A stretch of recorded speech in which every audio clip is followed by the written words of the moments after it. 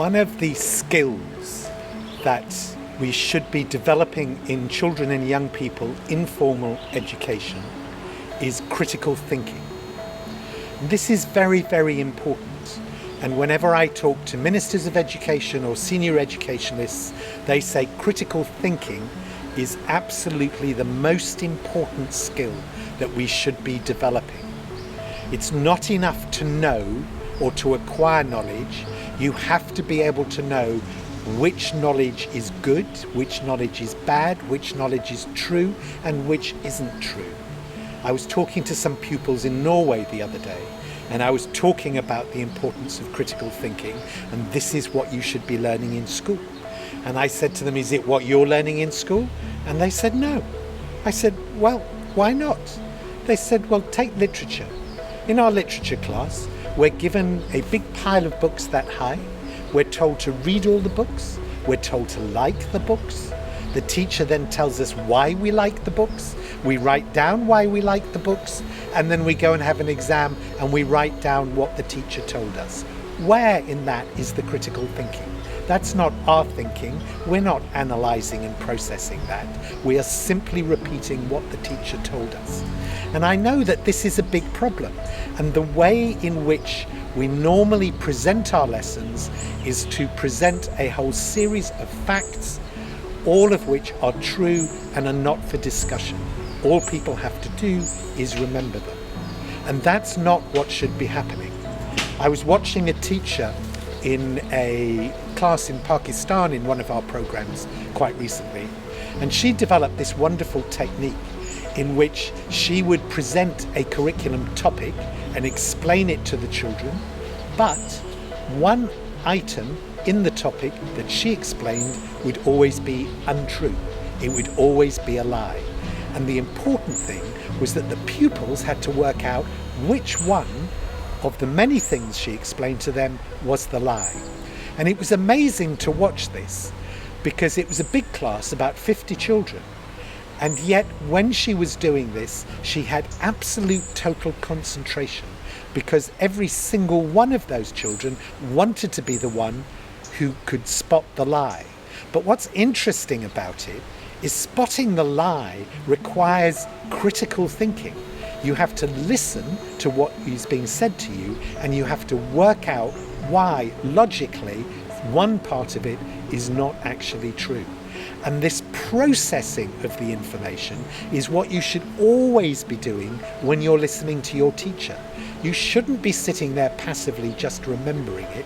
You should be processing it, reinventing it, analysing it, and discarding those bits which are less useful and which aren't true. And in her class, this is what she'd got the children to do, because she turned it into a game which worked, but they were thinking really hard to spot the particular mistake. So I'm going to try this on you now. I'm going to present to you a topic from the curriculum, and I will go through it, and at the end you will have to spot which of the things I said was a lie. Today I'm going to talk to you about pi. Pi is a mathematical constant, by which we mean it represents a number which always has the same value. And that value is a very complex number. You get pi by dividing the diameter of a circle into the circumference. So as you see on the left, pi equals circumference divided by diameter. This number is a very, very long number. In fact, it's infinitely long. And the first 100 digits of pi are shown to you just there. So it's 3.14159 and so on and so on. But actually, the sequence of numbers never finishes. Pi is not named after the famous Greek mathematician Pythagoras. In fact, it was first used by an obscure Welsh mathematician called William Jones. And he came from a small country called Wales, which is right next to England. There you see it in orange with a bright red arrow pointing at Wales. And that is the country that he lived in. And he was very interested in mathematics, and he was the first person to use pi to mean what it means today, this mathematical concept.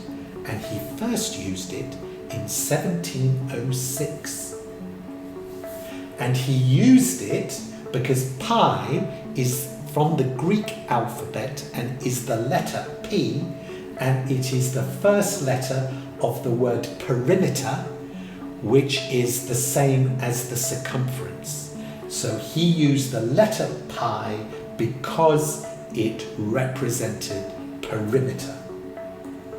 There's an activity that you can do with the pupils in your class to experiment around pi.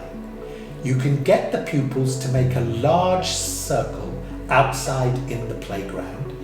Here, the pupils have made it with bricks. Then they should mark a straight line through the center of the circle, and you can see the straight line through the circle, also made of bricks. Then ask all the students to measure the perimeter of the circle using their feet placed toe to heel.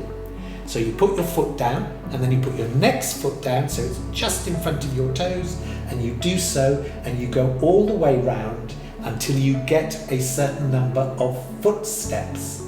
You should then measure the diameter the same way, and what you'll find is even if they have different sized feet, they will always get the same number of footsteps for the perimeter and the diameter, which is why when they divide the diameter into the perimeter, they will always get the same value for pi.